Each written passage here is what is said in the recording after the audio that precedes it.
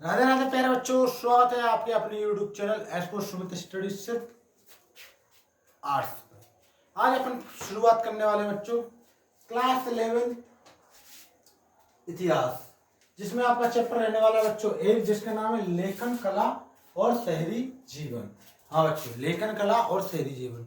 लेखन कला क्या थी और शहरी जीवन, उसके बारे में पूरा पढ़ेंगे। इसमें बिल्कुल महत्वपूर्ण प्रश्न उत्तर रहने वाले बच्चों। पीवाईक्यू 2020 से लेकर 2026 में जो अधिकतर बार पूछे गए हैं, सिर्फ वही क्वेश्चन पढ़ेंगे, इसके अलावा और कुछ भी नहीं पढ़ेंगे। सिर्फ इस वीडियो में इंपॉर्टेंट क्वेश्चन रहने वाले हैं। चैनल पर न्यू हो तो चैनल को सब्सक्राइब कीजिए, क्योंकि ये एमपी बोर्ड क्लास 11-12 के बच्चों के लिए ही बनाया गया है ये चैनल खास, जिसमें आप क्लास 11 और क्लास 12 की आर्ट्स के अलावा और कुछ भी नहीं मिलेगा। अगर आप क्लास 11 में हैं तो आपके लिए जरूरी है, इसी के साथ आपको क्लास 12 का कंटेंट भी यहाँ पर मिल जाएगा। ठीक है, और अपने दोस्तों को भी शेयर करें बच्चों, जिससे कि उनको भी पढ़ने में आसानी हो। क्लास 11 और 12 ऑल कंटेंट आपको यही मिलेगा क्लास। ठीक है, अति लघु उत्तरीय प्रश्न स्टार्ट करते हैं बच्चों, आपका जो फर्स्ट चैप्टर है उसका। ठीक है, तो देखो पहला प्रश्न यानी कि क्वेश्चन क्या कहता है कि मेसोपोटामिया की सभ्यता के 4 प्रमुख केंद्र के नाम लिखना है। तो मेसोपोटामिया के 4 प्रमुख केंद्र कौन है? Sumer, Babylon, Akkad. ठीक है, सुमेर, बेबीलोन, अक्काद, असीरिया। ठीक है, तो जो हो जाएगी 4 मुख्य केंद्र। फिर आता है क्वेश्चन नंबर आपका सेकंड, मेसोपोटामिया किन 2 नदियों के बीच स्थित है? यानी कि जो बच्चों मेसोपोटामिया है वो किन 2 नदियों के बीच है? तो वो हो जाएगी दजला और फरात। दजला और फरात नदी के बीच स्थित है मेसोपोटामिया। फिर आता है बच्चों आपका क्वेश्चन नंबर थर्ड, जिसमें क्या कह रहा है कि मेसोपोटामिया की मोहरों की विशेषता है लिखी। यानी कि उस टाइम पर जो मेसोपोटामिया सभ्यता थी बच्चों, उस टाइम पे जो मोहरें वगैरह चलती थी उनकी विशेषता लिखना है। कैसी मोहरें हुआ करती थी, उन पर क्या छपाप हुआ करता था। जैसे आज के टाइम पे जो 10 के 1 के 2 रुपए के जो टन्ने वगैरह चलते हैं, उन पर क्या छपाप होता है? आपका शेर बने होते हैं और एक तरफ, ठीक है, एक तरफ शेर बना रहता है और एक तरफ 10 रुपए ऐसे करके लिखा रहता है। तो इसी प्रकार जो मेसोपोटामिया सभ्यता थी उस टाइम पे जो मोहरें चलती थी उनकी विशेषताएं। तो जो उत्तर में लिखेंगे बच्चों कि मेसोपोटामिया की मोहरें पत्थर की बेलनाकार होती थी। कैसी होती थी? पत्थर की बेलनाकार होती थी उस टाइम की मोहरें।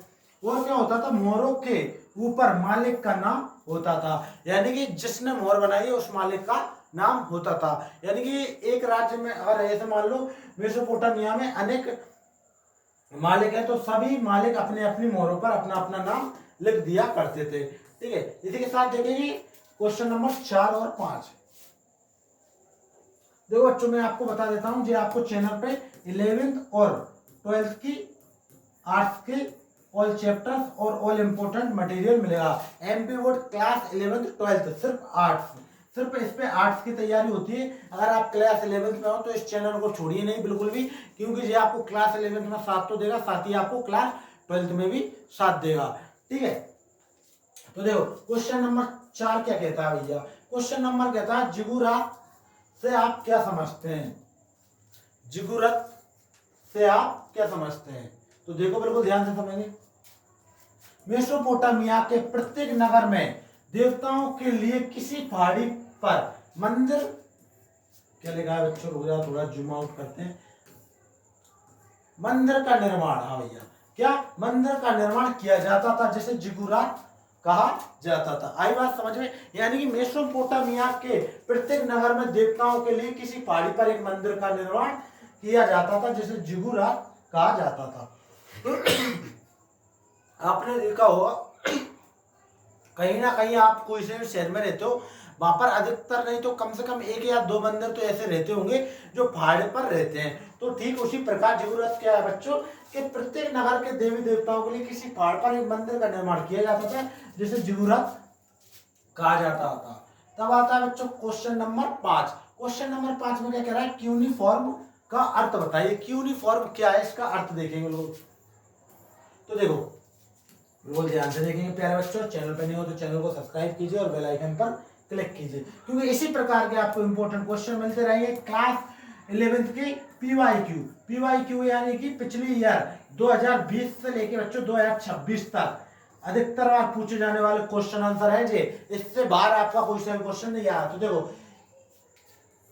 क्यूनिफॉर्म का अर्थ है कीलाकार से। क्यूनिफॉर्म का अर्थ क्या है बच्चों? कीलाकार से। ये एक लेखन कला की एक लिपि है। ये क्या है बच्चों? लेखन कला की एक लिपि है जिसका संबंध मेसोपोटामिया की सभ्यता से है। इसका संबंध किससे बच्चों? मेसोपोटामिया की सभ्यता से है।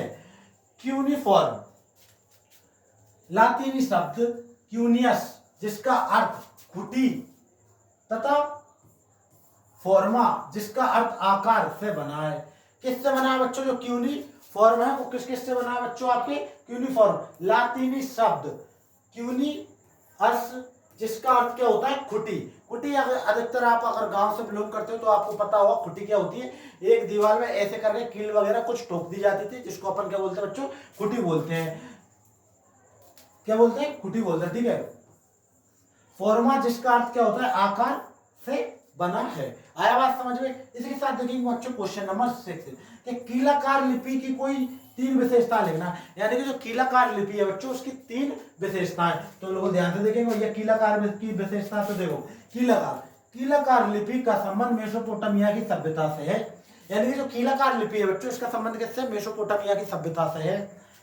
इस लिपि का आविष्कार लगभग 3000 ईसा पूर्व में सुमेरियंस लोगों ने किया था। यानी कि इसका आविष्कार कब हुआ था? 3000 कितने हजार बच्चों? 3000 ईसा पूर्व।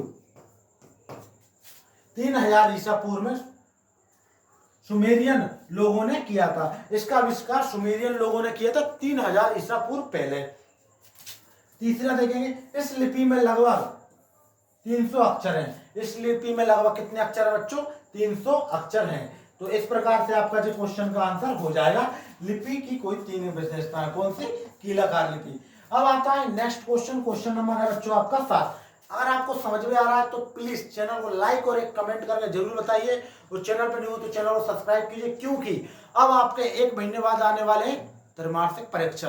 तो त्रैमासिक परीक्षा का सारा कंटेंट आपको यही मिल जाएगा क्लास 11 आर्ट्स, ठीक है, एमपी बोर्ड, ठीक है, त्रैमासिक परीक्षा के लिए भी। क्वेश्चन नंबर 7 देखेंगे अपन, बिल्कुल ध्यान से देखना बच्चों। तो देखो बिल्कुल क्वेश्चन नंबर 7, गिलगेमेश कौन था? उसने किस महाकाव्य की रचना की थी? ठीक है, तो वो कौन था और उसने किस महाकाव्य की रचना की थी? तो बिल्कुल ध्यान से देखें। तो देखो गिलगेमेश मेसोपोटामिया के उरुक नगर का प्रसिद्ध राजा था। उरुक जो नगर था बच्चों उसका प्रसिद्ध राजा था। उसने गिलगेमेश महाकाव्य की रचना की थी। यानी कि उसने क्या की थी बच्चों? जो गिलगेमेश महाकाव्य था उसकी रचना की थी, ठीक है। यानी कि गिलगेमेश कौन था? तो गिलगेमेश कौन था भैया? वो उरुक नगर का प्रसिद्ध राजा था। उसने गिलगेमेश महाकाव्य की रचना की थी। तो आपको याद हो जाएगा, ठीक है, सरलिएगा 1 नंबर का। गिलगेमेश कौन था और उसने किस महाकाव्य की रचना की थी। अब देखेंगे भैया क्वेश्चन नंबर आपका 8। क्वेश्चन नंबर 8 में क्या कह रहा है? बिल्कुल ध्यान से देखना, ओनली इंपोर्टेंट क्वेश्चन पढ़ रहे। क्वेश्चन नंबर 8, मेसोपोटामिया की साक्षरता दर कम क्यों थी? साक्षरता दर कम क्यों थी? तो देखो मेसोपोटामिया की लिपि में चिन्हों की संख्या सैकड़ों में थी बच्चों। यानी कि जो चिन्हों की संख्या थी बच्चों कैसी थी? सैकड़ों में थी। इसके अतिरिक्त ये चिन्ह बहुत जटिल थे। जटिल यानी कठिन थे। यानी कुछ चिन्ह तो ऐसे वगैरह थे कि बनाना लोगों को नहीं आता था। और इन चिन्हों की संख्या कैसी थी बच्चों? सैकड़ों में थी। और कुछ चिन्ह कैसे थे बच्चों? जटिल यानी कठिन थे। इसी कारण मेसोपोटामिया की साक्षरता दर कम हो गई थी, ठीक है। इसी कारण इसकी साक्षरता दर कम हो गई थी। मेसोपोटामिया सभ्यता में हौज क्या है भैया? हौज क्या है? तो देखो हौज जमीन में एक टका हुआ गड्ढा होता था, टका हुआ गड्ढा हुआ करता था जिसमें गंदा पानी और मल जाता था। इस प्रकार गंदा पानी तथा मल को भरने के लिए हौज का प्रयोग किया गया था। किसका प्रयोग किया गया था? हौज का प्रयोग किया गया था। Question number 10, Steffi. स्टेफी क्या है बच्चों? स्टेफी घास का मैदान को कहा जाता है जहां पशुपालन उन्नत अवस्था में है, यानी कि उन्नत अवस्था में है। हुआ स्टार्ट। अब आते हैं बच्चों आपके न्यू स्टार्ट होते हैं लघु उत्तरीय प्रश्न। अभी अपन क्या पढ़ रहे थे बच्चों? अति लघु हुई, अब आ रहा है लघु, फिर इसके बाद पढ़ेंगे दीर्घ के, तो बिल्कुल ध्यान से देखना है।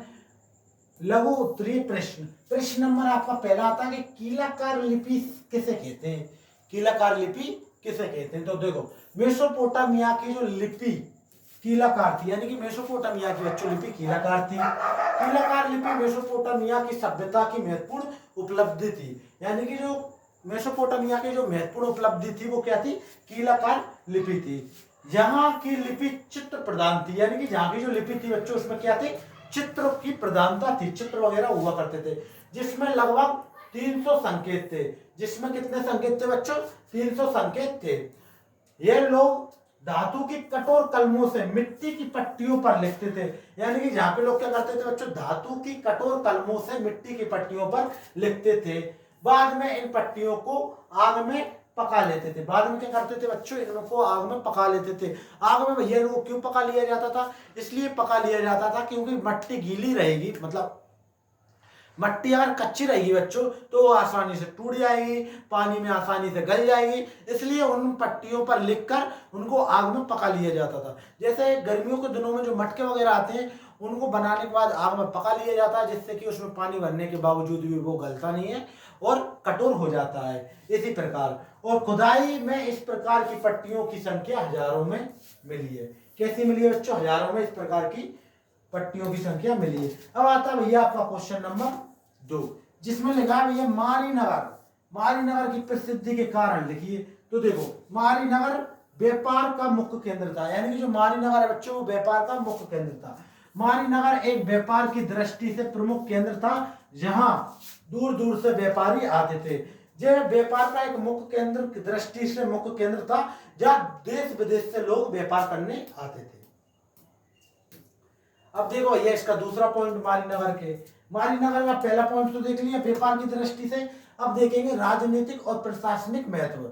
राजनीतिक और प्रशासनिक महत्व पॉइंट नंबर आपका जो 2 रहेगा। तो इसमें देखो, मारी एक शक्तिशाली राज्य की राजधानी थी, यानी कि अच्छे जो मारी है वो शक्तिशाली राज्य की राजधानी थी, जहां का विशाल राजमहल, प्रशासन और अभिलेख, मिट्टी की तख्तियां उस समय की शासन व्यवस्था और इतिहास की महत्वपूर्ण जानकारी देती थी। इस प्रकार ये हो जाएगा बच्चों आपका दूसरा पॉइंट भी। अब आता है भैया मेसोपोटामिया। मेसोपोटामिया में क्या बात हो गई भैया? मेसोपोटामिया में पशुपालन कृषि की तुलना में आजीविका का अच्छा साधन था। कोई 2 कारण लिखना भैया। पशुपालन कृषि की तुलना में आजीविका का अच्छा साधन था। तो देखो, मेसोपोटामिया में पशुपालन कृषि की तुलना में आजीविका का अच्छा साधन था। क्योंकि देखो बच्चों, कृषि के लिए भूमि पानी की कमी थी, यानी कृषि के लिए बच्चों क्या थी? भूमि पानी की कमी थी। इसलिए वहां के लोग क्या करते थे? इसलिए हर जगह खेती करना संभव नहीं था। इसलिए बच्चों हर जगह खेती करना संभव नहीं था। ऐसे क्षेत्र में पशुपालन अधिक सुविधाजनक था, यानी कि जहां पशुपालन करना सुविधाजनक था, जहां पर कृषि की सुविधा नहीं थी, पानी की सुविधा नहीं थी, वहां पर क्या पशुपालन करना सुविधाजनक था।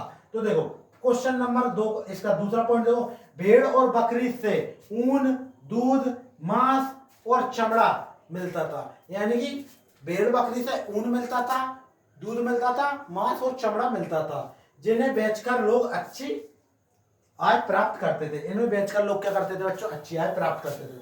जो यानी मेसोपोटामिया में पशुपालन कृषि की तुलना में आजीविका का अच्छा साधन क्यों था? उसके 2 कारण।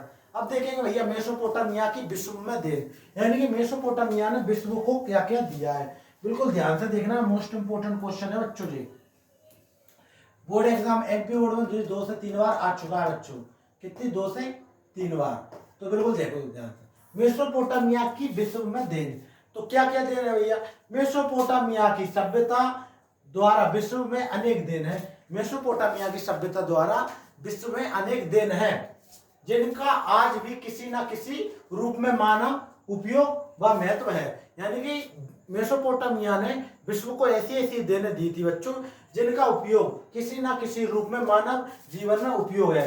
यानी कि अभी भी लोग मेसोपोटामिया सभ्यता की जो देने हैं उनका उपयोग कर रहे हैं किसी न किसी रूप में। ठीक है, चाक का प्रयोग करके, भैया चाक क्या होता है?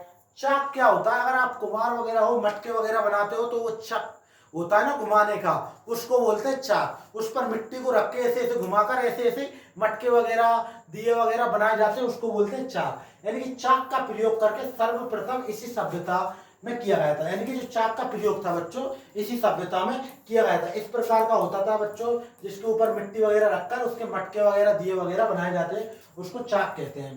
सिंचाई, भैया सिंचाई की भी जो जानकारी मिली थी वो अपने मेसोपोटामिया से ही मिली थी। तो सिंचाई की पहली व्यवस्था की जानकारी इसी सभ्यता से प्राप्त होती है। ठीक है, यहीं पर सर्वप्रथम लिपि का व्यापार विकास हुआ था। यानी कि जो लिपि का व्यापार था वो भी विकास हुआ था। इतिहास का सर्वप्रथम विद्यालय, पुस्तकालय की जानकारी भी इसी सभ्यता से प्राप्त हुई थी। यानी कि बच्चों इतिहास का जो सर्वप्रथम विद्यालय और पुस्तकालय थे बच्चों, वो भी इसी सभ्यता से प्राप्त हुए थे। इस सभ्यता की विज्ञान के क्षेत्र में भी महान देन है भैया। हाँ, इसने क्या है, विज्ञान के क्षेत्र में भी महान देन है। क्या है देन? जैसे समय, काल गणित, गति, पंचांग, सूर्योदय तथा सूर्य अस्त, वर्ष आदि की गणना इसी सभ्यता की देन है। यानी कि इसी सभ्यता के लोगों ने बताया था कि महीना 12 दिन, वो एक साल 12 महीने का होगा, और 1 घंटे में 60 मिनट होंगे बच्चों, और 1 मिनट में 60 सेकंड होंगे। ये भी इन्हीं लोगों ने बताया था। किसने? मेसोपोटामिया के लोगों की सभ्यता ने। अब देखेंगे भैया क्वेश्चन नंबर 4, मेसोपोटामिया की अर्थव्यवस्था पर प्रकाश डालिए। जो क्वेश्चन आपसे 3 प्रकार से पूछा जाएगा, तो ये आपके तीनों प्रकार लिखे, तो इनको अच्छे से आपको लिख लेना है और नोट कर लेना है। अपन क्वेश्चन को समझते हैं और आंसर को। आज चैनल पर नहीं हो तो चैनल को सब्सक्राइब कीजिए और बेल आइकन पर क्लिक कीजिए। तो देखो उत्तर, मेसोपोटामिया के लोगों का आर्थिक जीवन संपन्न और सुखी था। यानी कि जो मेसोपोटामिया के लोग थे बच्चों, उनका जीवन कैसा था? आर्थिक और संपन्न था। यानी कि वो गरीब वगैरह नहीं थे, वो गरीबी से थोड़े ऊपर थे। आर्थिक जो जीवन था वो अच्छा था, ठीक है, संपन्न था और सुखी था। जहाँ की भूमि कैसी थी भैया? उपजाऊ थी। जहाँ की भूमि कैसी थी? उपजाऊ थी। उपजाऊ होने के कारण जहाँ के लोग का मुख्य व्यवसाय कृषि बन गया। अब भूमि उपजाऊ होगी तो ज्यादातर लोग क्या करेंगे? खेती करेंगे। तो उनका मुख्य व्यवसाय भी क्या बन गया? कृषि बन गई। यहाँ कृषि में क्या उगाया जाता था? गेहूं, जौ, मक्का। यानी कि गेहूं, जौ, मक्का प्रमुख रूप से उगाए जाते थे। यानी कि बच्चों जहाँ की मिट्टी उपजाऊ थी तो इसका मुख्य व्यवसाय कृषि हो गया। और कृषि में क्या क्या उगाते थे बच्चों? गेहूं, जौ, मक्का प्रमुख रूप से उगाए जाते थे। यहाँ के लोगों का दूसरा प्रमुख व्यवसाय क्या था बच्चों? पशुपालन। यानी खेती के साथ दूसरा व्यवसाय क्या था? पशुपालन। इनके पालतू पशुओं में क्या था बच्चों? गाय, बैल, बकरी आदि। जे पशुपालन थे इनके, ठीक है, आदि थे। यहाँ के उद्योग धंधे भी उन्नत दशा में थे। यानी कि यहाँ के उद्योग धंधे थे वो भी उन्नत दिशा में थे। इनका कपड़ा बनाना मुख्य उद्योग था। यानी कि यहाँ के लोगों का कपड़ा बनाना मुख्य उद्योग था। ठीक है, सोना, चांदी, तांबा, कांसा आदि धातुओं की अनेक वस्तुएं यहाँ के लोग बनाते थे। यानी कि सोना, चांदी, तांबा, कांसा की यहाँ के लोग अच्छे करते थे। तो इस प्रकार बच्चों आपके लघु के खत्म हो जाएंगे। अब आते हैं दीर्घ के। दीर्घ का देखेंगे बिल्कुल ध्यान से। क्वेश्चन नंबर 1 है आपका बच्चों दीर्घ का, बिल्कुल ध्यान से समझेंगे। ठीक है, दीर्घ का थोड़ा लॉन्ग रहने वाला है तो बिल्कुल ध्यान से देखेंगे और इसको अच्छे से समझेंगे। तो देखो इसको 3 तरीके से पूछा जा सकता है।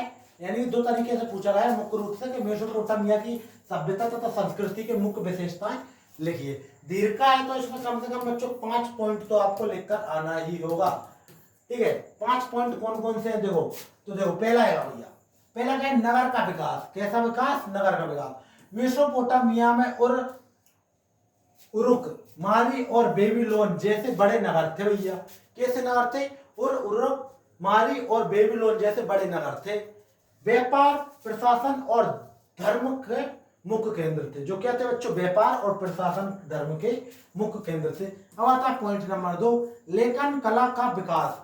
यहाँ कीलाकार हो जाएगा बच्चों, ये कीला चार कार कर लेना इसको, कीलाकार, यानी कि यहाँ कीलाकार लिपि का आविष्कार हुआ था। जहाँ क्या हुआ था बच्चों? कीलाकार लिपि का आविष्कार हुआ था। मिट्टी की तख्तियों पर लिखे जाते थे, यानी क्या करते थे बच्चों? पहले मिट्टी को गलाते थे, फिर उनकी पतली पतली तख्ती बनाते थे और एक धातु यानी कि लोहे या तांबा कांसा वगैरह कुछ की भी एक कलम बनाते थे, फिर उन पट्टियों पर लिखा जाता था। इसे इतिहास, व्यापार और कानून का रिकॉर्ड रखा जाता था। इससे क्या रखा जाता था? इतिहास, व्यापार और कानून का रिकॉर्ड रखा जाता था, यानी मिट्टी की तख्तियों पर लिखकर। ठीक है प्यारे बच्चों, इसी के साथ देखेंगे भैया कृषि में। कृषि सिंचाई, नदियों के पानी से नहरें बनाकर सिंचाई की जाती थी, यानी कि नदियों के पानी की नहरें बनाकर सिंचाई की जाती थी। गेहूं, जौ और अन्य फसलें उगाई जाती थी। ठीक है प्यारे बच्चों, इसी के साथ देखेंगे तीसरे के बाद चौथा, पांचवा, छठा। जो आपको मैं 6 पॉइंट बता रहा हूं, इनमें से आपको जो सरल लगे वो 6 पॉइंट में से 5 पॉइंट आपको कर लेना है। व्यापार भैया, व्यापार का विकास। मेसोपोटामिया दूर दूर देशों से व्यापार होता था, यानी मेसोपोटामिया की सभ्यता में दूर दूर से व्यापार होता था, देश विदेश से लोग आते थे व्यापार करना। कपड़ा, ऊन, धातु, लकड़ी और कीमती पत्थरों का आयात निर्यात किया जाता था, यानी क्या किया जाता था व्यापार में? धातु, कपड़ा, लकड़ी और कीमती जो पत्थर वगैरह होते हैं ना, संगमरमर वगैरह, इनका निर्यात किया जाता था। ठीक है, अब आता है भैया क्वेश्चन नंबर 5, वो पॉइंट नंबर 5, धर्म और मंदिर। लोग अनेक देवी देवताओं की पूजा करते थे, यानी कि लोग क्या करते थे? अनेक देवी देवताओं की पूजा करते थे। प्रत्येक नगर में अपना एक मुख्य देवता होता था, यानी कि अलग अलग, ऐसे मान लो एक नगर जय है, एक जय है और एक जय है, तो जहाँ का देवता अलग होगा, जहाँ का देवता अलग होगा, जहाँ का देवता अलग होगा, यानी प्रत्येक नगर का प्रत्येक देवता होता था। मंदिर धार्मिक और आर्थिक गतिविधियों के केंद्र थे। ठीक है प्यारे बच्चों, अब भैया क्वेश्चन नंबर देख लो 6, विज्ञान और गणित। तो देखो भैया, विज्ञान और गणित। 60 पर आधारित संख्या पद्धति का प्रयोग किया जाता था। समय, कैलेंडर, खगोल विज्ञान का अच्छा ज्ञान था, यानी कि उस समय के लोगों को क्या समय का, कैलेंडर का, खगोल विज्ञान का अच्छा ज्ञान था। वर्ष, महीने और समय की गणना की जाती थी, यानी कि मेसोपोटामिया के सभ्यता के लोगों ने बताया है कि एक साल में 12 महीने होंगे और एक घंटे में 60 मिनट और एक मिनट में 60 सेकेंड। ठीक है प्यारे बच्चों, तो इस प्रकार आपका इतिहास का पहला चैप्टर कंप्लीट होता है। आई होप आपको सारे डाउट क्लियर हो गए होंगे, सब कुछ समझ में आ गया होगा। वीडियो अच्छी लगी तो वीडियो को लाइक करें और चैनल पर न्यू हो तो चैनल को सब्सक्राइब करें। मिलते हैं नेक्स्ट वीडियो में।